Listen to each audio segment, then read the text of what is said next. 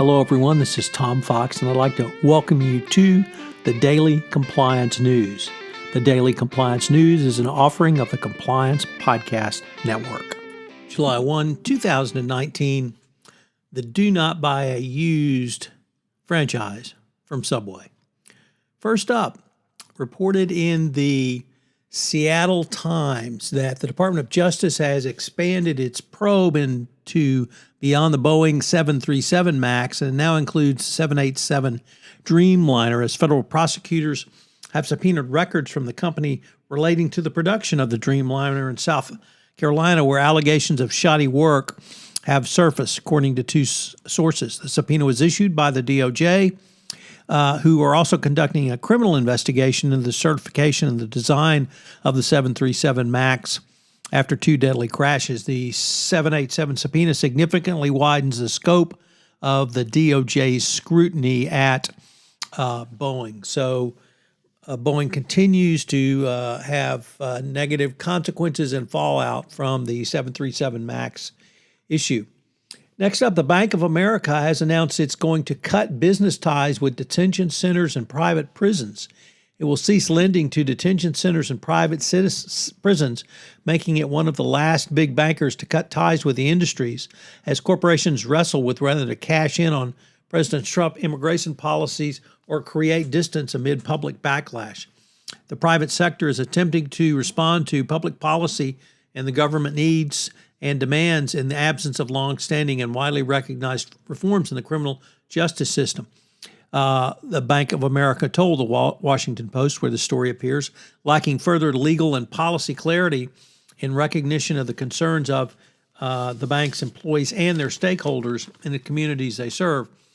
It is our intention to exit these relationships. In view of the walkout last week by the Wayfair employees whose employer was selling mattresses to the concentration camps which children are being held in, there's clearly statements being made by U.S. business, shareholders, and their employees about the policies of this administration.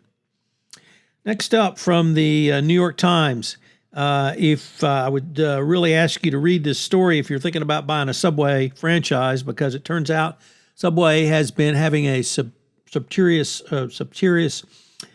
campaign to negate the franchise agreements and take the franchises back through a series of what they call hitmen who go out to stores and create, find, and make up infractions, which they then use as an excuse to terminate.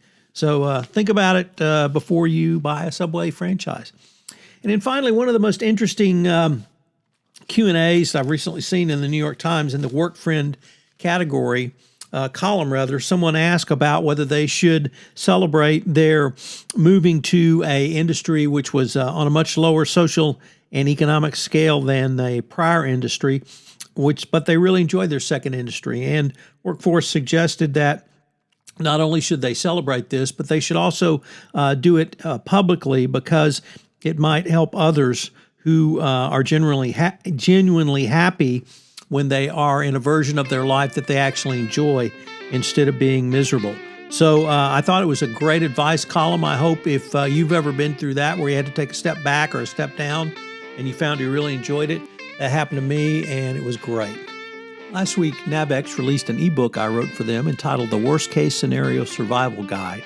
It has 4 different areas: leadership, structure, innovation, and integration. It will give you a survival guide to how to avoid the worst case scenarios in each of them. It's available free on the NAVX website, so check it out. Finally, a new podcast has appeared on the Compliance Podcast Network, The Integrity Factor, with AP Calpaldo and Marcia Weldon. Check it out on the Compliance Podcast Network. The Compliance Podcast Network is a proud member of C-Suite Radio.